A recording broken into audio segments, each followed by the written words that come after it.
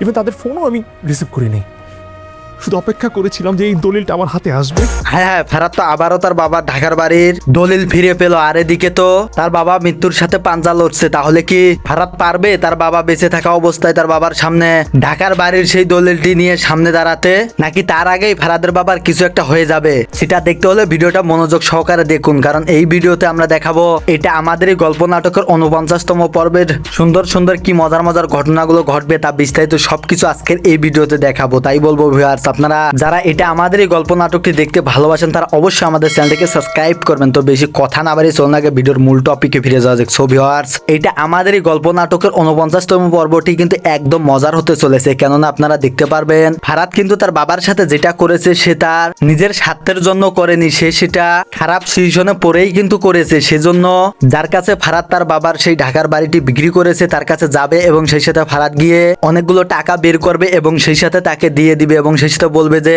এখানে শুধু বাড়ির আসল টাকাই নয়, আপনার যত টাকা লাভ লাগে আপনি সেটাও নিয়ে নেন, কিন্তু তারপরও আমাকে আমার বাবার এই শখের বাড়িটা আমাকে ফিরিয়ে দেন। এরপর যে বাড়িটা কিনেছিল সে ফারাদকে বলবে যে আমি তো তোমার মতোই একজন সন্তান, আমার বাবা আমাকে সবসময় মাথায় হাত বুলিয়ে দেয় এবং সেই সাথে আমাকে সবসময় দোয়া করে বলেই আজকে এত বড় আমি ব্যবসায়ী হয়েছি এবং এতগুলো টাকার মালিক হয়েছি। আমি চাইলে এখন ওই রকম বাড়ি অনেকগুলো কিনতে পারি, তবে তুমি যেটা করেছো মোটেই একদম ঠিক করোনি। এক্ষুনি তুমি গিয়ে তোমার বাবাকে এই বাড়ি ফিরিয়ে দাও এবং সেই সাথে তোমার বাবার দোয়া নিয়ে বেঁচে থাকো, বাবা মায়ের দোয়া ছাড়া কিছুই করতে পারবে না জীবনে। এরপর ফারাদ তার বাবার নামে বাড়িটি আবারও লিখে নিবে এবং সেই সাথে দলিলটি নিয়ে তার অফিসে যাবে এবং সেই সাথে মীরাকে বলবে, মীরা জানো আমি আমার বাবা মা এবং সেই সাথে আমার বাড়ির প্রত্যেকটি মানুষকে আমি ইগনোর করেছি, আমি তাদের সাথে কথা বলিনি এবং তাদের সাথে যেটা করেছি মোটেও ঠিক করিনি, তবে আজকে এই দিনটার জন্য আমি অপেক্ষা করতেছিলাম। আজকে আমি আমার বাবার সেই শখের বাড়িটা আজকে আমি তার হাতে ফিরিয়ে দিব। এদিকে আমরা তো দেখতে পাই ফারাদের বাবা আসলে মৃত্যুর সাথে পাঞ্জা লড়তেছে এবং সেই সাথে